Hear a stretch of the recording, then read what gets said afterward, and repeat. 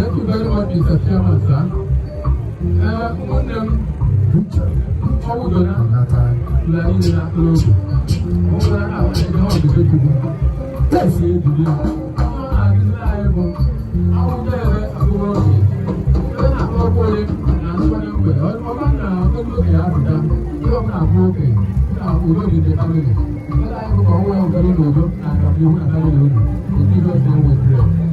Thank you very much.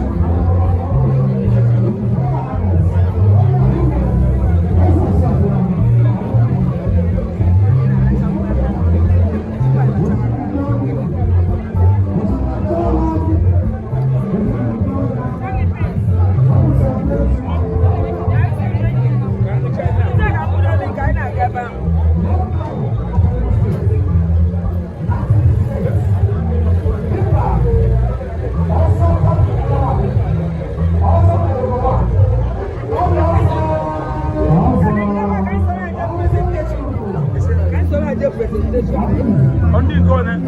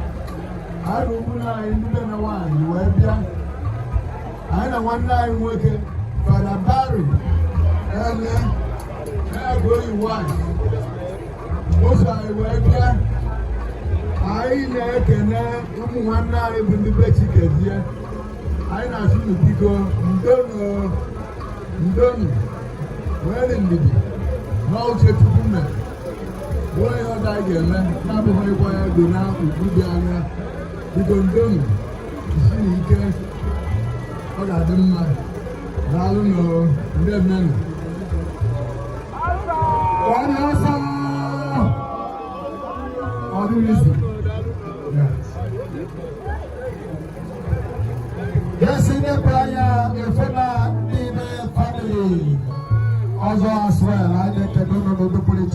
Papa, I think my labo, Papa, I think my Hamilton, Papa, President, doesn't not do. Nico, yes.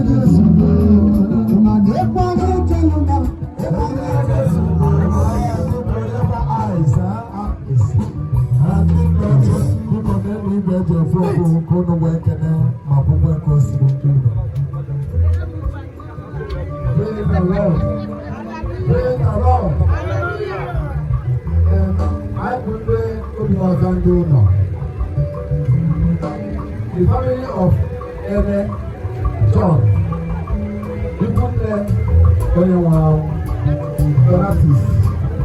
so one uncle, even before now, I have a cordial relationship with them. The one are buying, and you don't take the money. So it's a blue, and you can see a blue. But our prayer, next time we are visiting, I have that on a more serious education, not be happen to again. So in other words, I'm pretty assured he's now really in the bosom of the Lord. Thank you.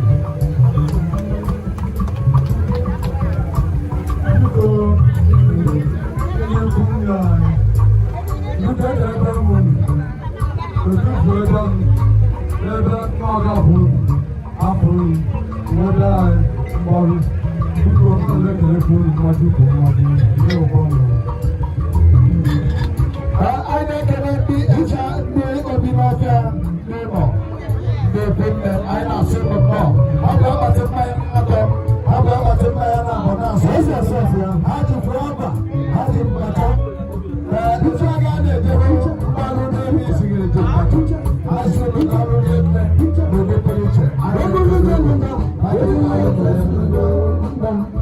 no no yes ojo ko de ma be ko ya amali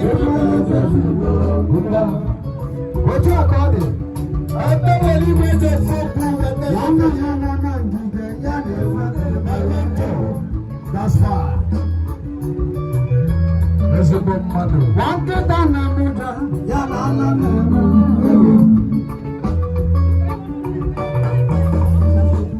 One more thing.